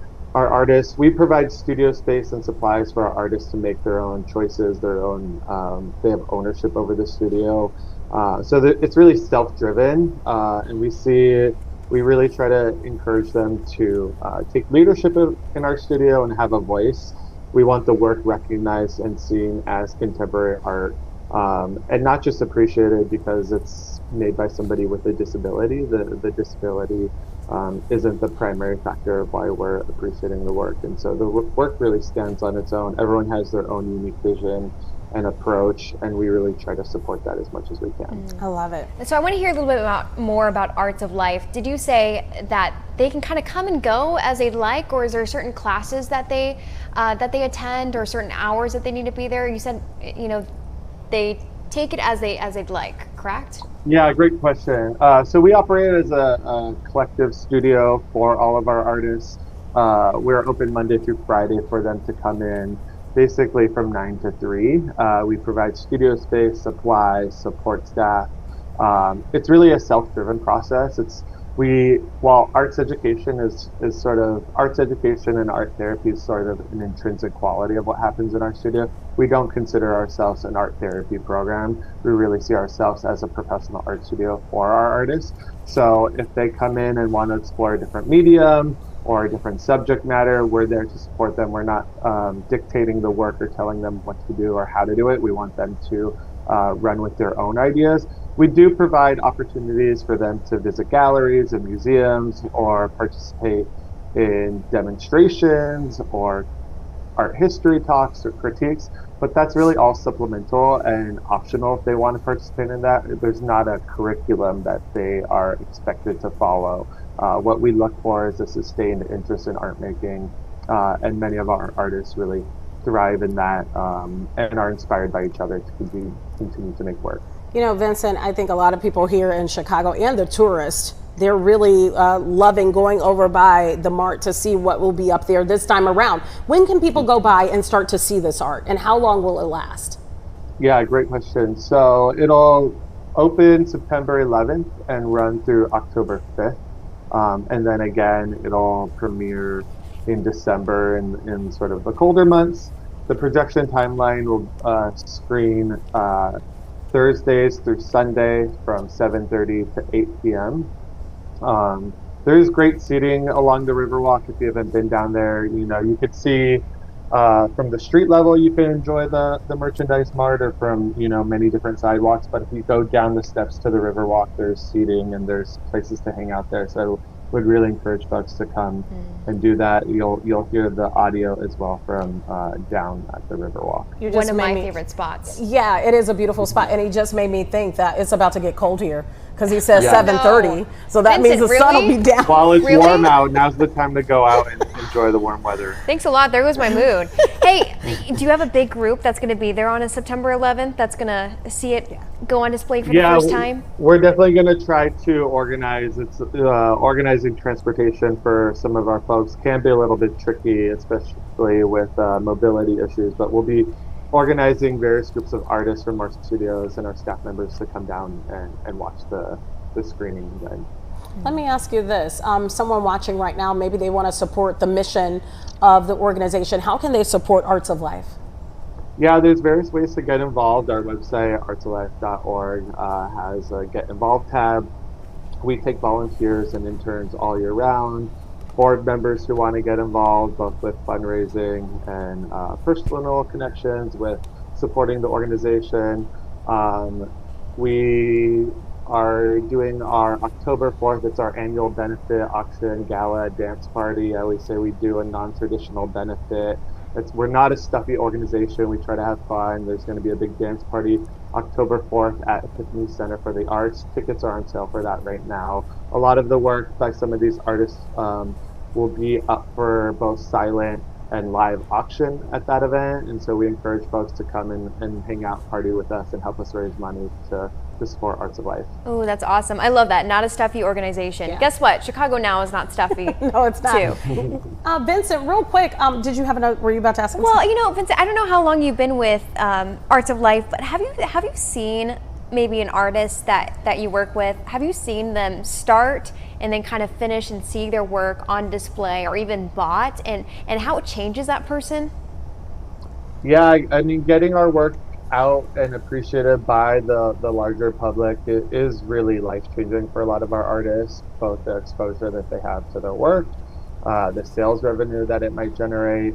But I mean, there's several artists. One that comes to mind immediately is one of our artists, Marcus Kennedy. When he first came into our studio, very little experience with art making, but as he started to explore different mediums, see what his peers were making in the studio, and really get inspired by other folks around him, his work has really come into a life of its own. He's really inspired by music, and we've shown his work in international settings and Expo Chicago and various, high-profile exhibitions, including the show at the Design Museum of Chicago. So it's really great to be able to bring the artists and see their work in these settings, and have them get excited about it as well. Yeah, we're looking at some of the beautiful art now, and that was partly going to be my question too, because I think sometimes people forget, being an artist, it's not easy. This is not easy work, and to have perhaps a medical issue along with it could pose a lot of challenges. These artists, is this their full-time jobs? Is this their full-time passion? Yeah, so for most of our artists, it depends on who we're talking about. Most of our artists do come to us 5 days a week, so Monday through Friday. We do have some artists that are part-time and come a couple days a week, but for the most part, we really try to push this as our artists are working towards a full-time career, making work, and we want to support their practice in as many ways as we can. Yeah, I love what you're doing. Maybe we can come there and see it in action, do a story on it. I love it. We would love to have you by for a tour. We have regular gallery exhibitions at our Chicago location in West Town. There's an opening coming up at the end of the month.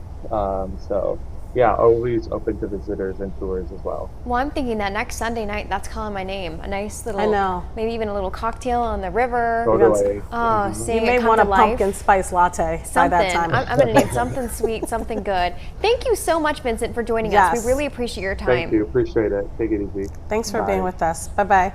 That's what I love about Chicago. There's so many, by Chicago being really a world-class city, there's so many amazing organizations in and around Chicago that are taking care of people, helping people, because you go to some of these small places, and if you do have a disability, you're kind of like an outcast. There's no place for you to fit in. And so here, there's so many different organizations that are doing, you know, kind of like what Arts of Life is doing, maybe not in that same vein, but in other veins that are helping so many people. I know, I tip my hat to so many organizations here, because that really is life-changing. You know, what they can offer these artists, and to display their work, to have it auctioned off, it is really huge. I have a question for you. You said your mom worked at the Merchandise Mart. Yes, for years. Have they always done like art It stuff? wasn't always there, and I don't know how long ago they put up that technology. But when she worked there, no, it was literally like a place for just strictly you know. She worked there at the CTA, but it was showrooms. I used to love that part because you would see all the sample sales that would happen. I was a little kid, and you could walk around and see sample sales for furniture, some things for fashion, but mostly a lot of household things. And yeah, I used to love sometimes I would get lost in that building on purpose as a little kid to be able to go to all the different little stores that were in there. I've been to a few studios, a few shows there, and it's incredible. It is. Even better when you see that wonderful art displayed. Okay, we'll have to watch for that starting on the 11th. Okay. It's gonna be good. And we'll be right back with a lot more right after this break.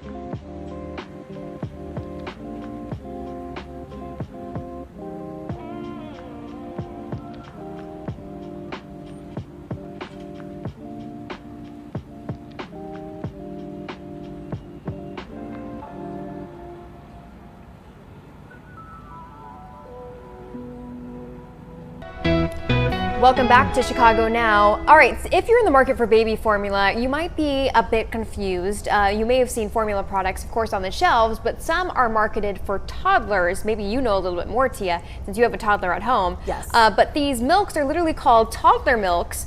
Now, it's causing some controversy, and we have a doctor joining us, Dr. Mark Fishbein, an associate professor of pediatrics at Northwestern University and Feinberg School of Medicine. Thank you so much, doctor, for joining us. I guess my first question is, what are these toddler milks, and why are they controversial? Well, the major thing is that they aren't necessarily as standardized or necessary as infant formulas or breast milk. So by the time an infant has outgrown that, then generally we can transition to whole milk with very little concern. So these other additives or nutrients that are in toddler's formula aren't necessarily indicated or needed in that population.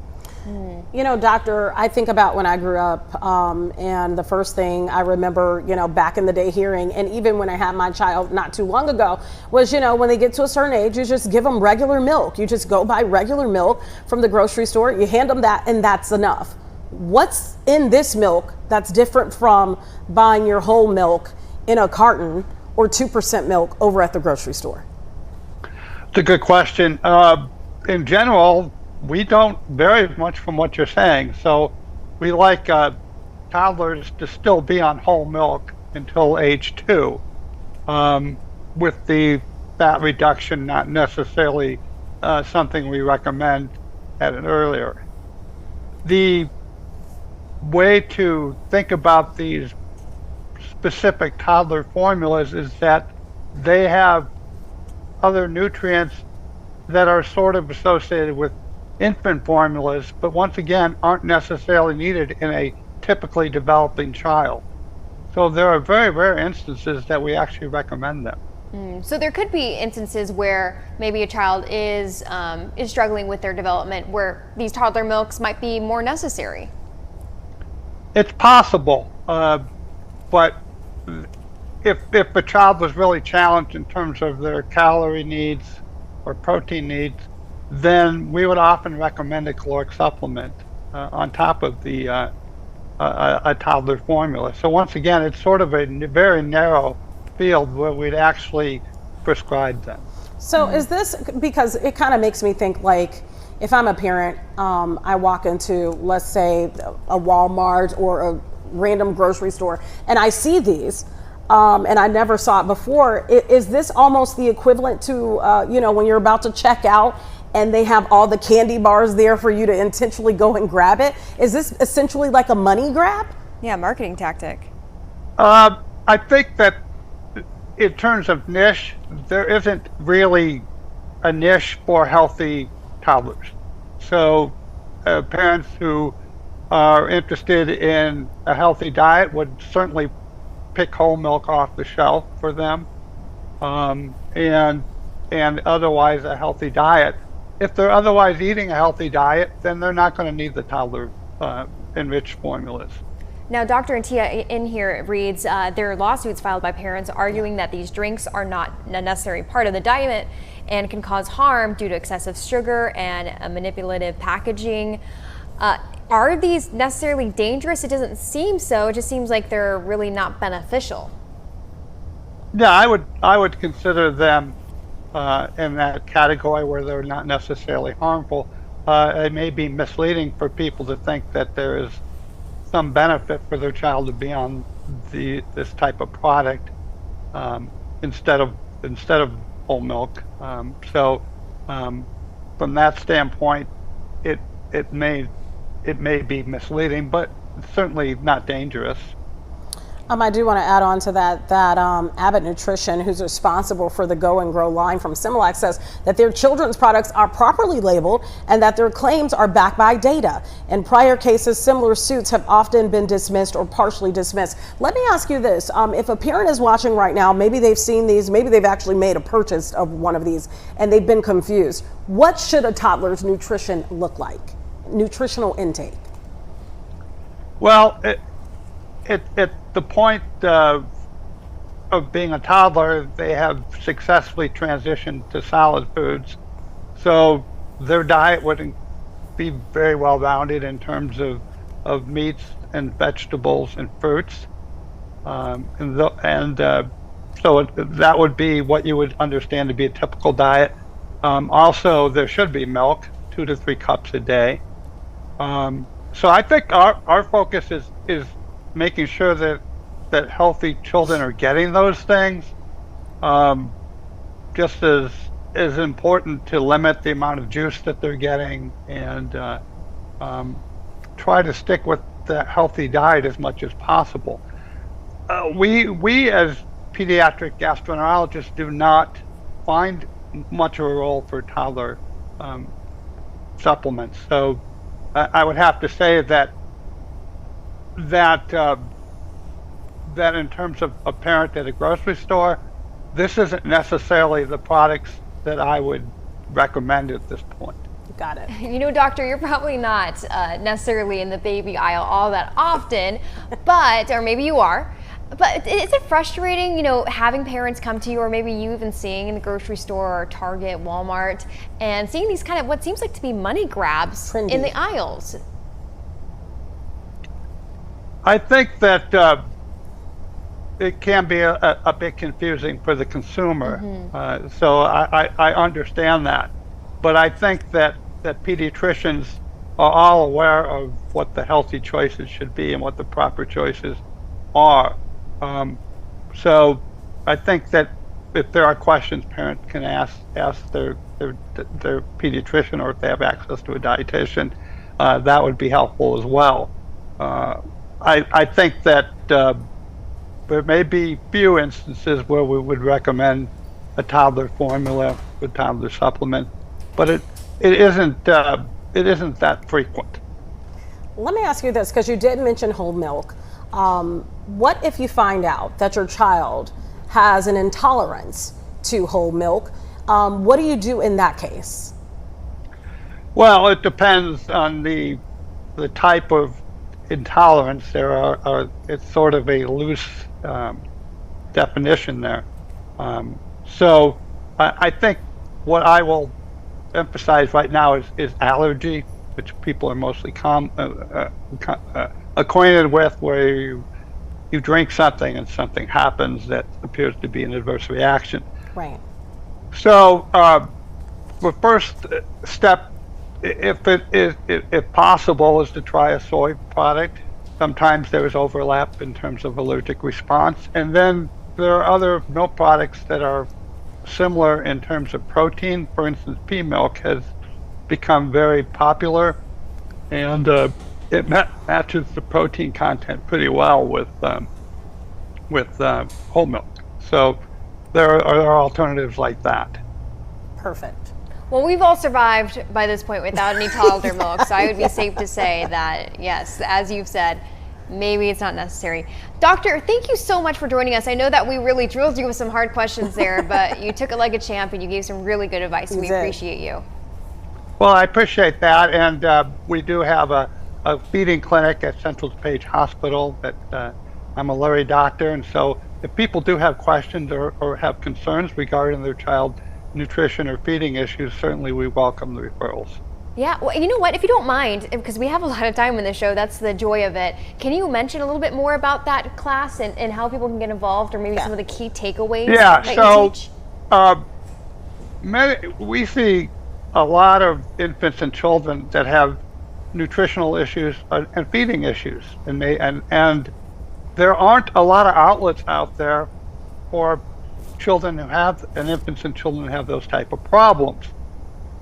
So we have set up a multidisciplinary clinic that I'm proud to be the director of, that includes well-established expertise in with speech therapy, occupational therapy, dietitian, and myself. And we see lots of challenging cases. We welcome them. And we see children in Chicago and surrounding areas. And the type of situations that we deal with include children that have milk allergy or have nutritional issues that are challenging. Can you give the website? Because maybe a mom or dad is watching right now, they don't really know where to go. Where can they go to find out more? Well, the LarryChildren's.org website has information about our multidisciplinary feeding clinic. So they can go there. If they want an appointment, they can simply call 1-800-KIDS-DOC and ask for the feeding clinic that's run by Dr. Fishbein, and they'll be given an appointment. But we've been doing this for many, many years, and there's a great deal of satisfaction in helping this clientele. It's, as you can imagine, it's very stressful for parents who have children that have such demanding needs and so little expertise out there. Yeah, especially when you want them to grow and they have so many benchmarks that they have to reach. Correct. So you're absolutely right. Dr. Fishbein, we appreciate your time today. Thank you so much. Oh, thank you. I really appreciate it. And you guys have a good day. You too. Do the same. Thank you so much. Yeah, very insightful. It has to there. be so overwhelming to have that first child, and like you said, no hit the idea. benchmarks. Oh my goodness, I'm so overwhelmed. I would have been that mom who's probably grabbing the toddler milk off the shelf and saying, "All right, let's give it a go. This is it. Let's give it a go." Yeah. Oh, this is why I love this show. Okay, well, we have much more when we come back. You look like you're like, oh, I'm finally. Relaxed, yeah. We'll be right back. Because I don't have a kid yet.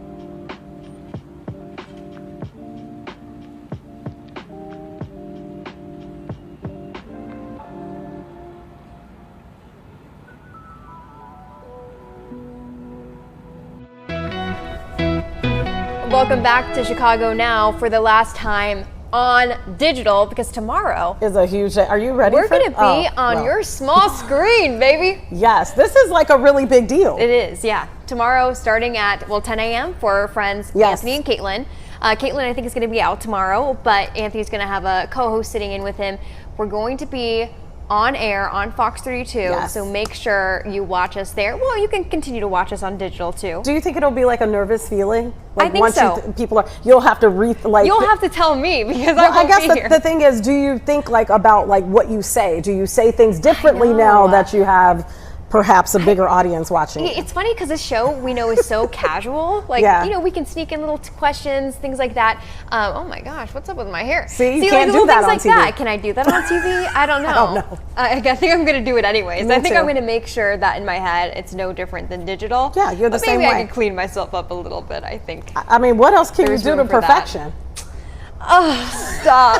Tell me more. Tell me more. Tell me more. We have a big day tomorrow, though. We do. Mm-hmm. So I know we were talking Real Housewives franchise. Yep. We didn't get Luann. Luann de Lesseps. She will be on tomorrow. She's known as a countess from the OG Desperate Housewives. No, Real Housewives of New York. Excuse me. And now she's like in the cabaret space, and they're coming to Chicago, so that's going to be really interesting. Yep. And then we have Dan Katz from Barstool, who will be here as well. So we still, the show is still, it's still packed and fun, and so it'll just be more people watching this time around. We are so excited for it. Yes. And I will see you in about a week and a half. I'm getting 'cause you're married. gonna I'm get getting married. hitched, baby. Congratulations, you deserve it. I'm happy that you're all in love and everything. And we'll see you when you come back. You'll have a different glow after marriage, and then it'll fade, and then you'll be dull. I've been telling them I can just let myself I'm go just now. kidding. I'm just kidding. After he's on the line, I can just let myself go. No, you won't do that. But take your time in having kids. And remember, I said that. You got it. Okay. Because it's a lot of work. Advice of the year. It's a whole nother job. Oh, I just heard the last interview. Trust me. I'm okay for right now. I'm good. All right. Congratulations to you, Gabby. And we'll see you tomorrow.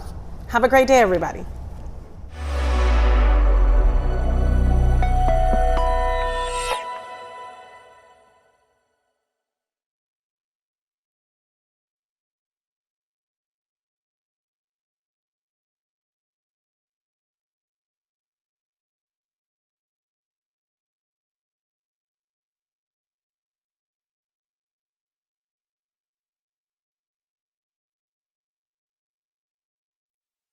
Live from Chicago, this is Fox 32 News at Noon. Next at noon, a search underway for a missing Northwestern professor. What we know so far. Veterans are speaking out against President Trump's call to deploy the National Guard to Chicago. Their message to current members as we wait for new remarks from the White House. Good afternoon, everyone. Thanks for joining us today. I'm Sylvia Perez. And I'm Brian Jackson. As we give you a live look outside. Time now 12 o'clock on this Tuesday. A lot of people returning to work after having yesterday off, and we got a beautiful Tuesday on tap so far, Caitlin. Oh, yeah. Really pretty the last few days, right? So pretty. So yesterday and today, those are going to be the two warm days of the week. Tomorrow's kind of a transition. We have the chance for rain and a few thunderstorms. And then Thursday and Friday, it's going to be a lot cooler. So let's take a look at our current conditions, which I wanted to just show you this live shot because the blue sky in the background, the sun is shining, and it's 77 degrees outside. It is literally perfect. Southwest wind, 5 to 10 miles per hour. Could you pick a better lunchtime hour forecast? The rest of the day is going to be nice, climbing a couple degrees, perhaps tagging 80 as our high inland, slightly cooler near the lake. Right now, it's 75 degrees at the lakefront, as well as in Michigan City. It's 79 from Gary to 77 at O'Hare, Midway to Chicago Heights. Low 70s in far western counties like DeKalb County and McHenry. Here's your day planner. Temperatures, as mentioned, right around 80 degrees this afternoon. By 5, 79 with partly cloudy skies. So we're going to see the clouds start to build. And then tomorrow morning, we have the chance for a few showers. And then during the day tomorrow, rain and a few thunderstorms.